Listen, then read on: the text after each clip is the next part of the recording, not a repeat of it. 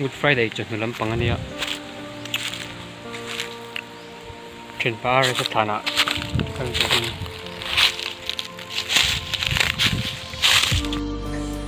Thả nạ cái năm tuổi hay. Good Friday cho nên mà sẽ thả về là phải cái vàng mấy mía. Thả mua lắm bằng anh tự cái là. Này hiện rồi sang thả nạ có mấy cái thả cái lâu tiền đôi đang ăn thôi nè. Thì ai sẽ thả nên nha. Ngày ông train khắp mày. Cho nên hian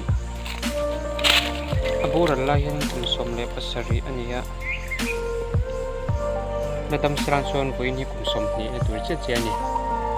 Rangwal to apang. Ngày ông train khắp mày. Cái gì ngắm tổ lòng mà sẽ cần nó rất là ngăn thì share cái đó. Với nào có birthday này anh hôm nay mình thường người thì rất là basic này thì tôi kết lên em à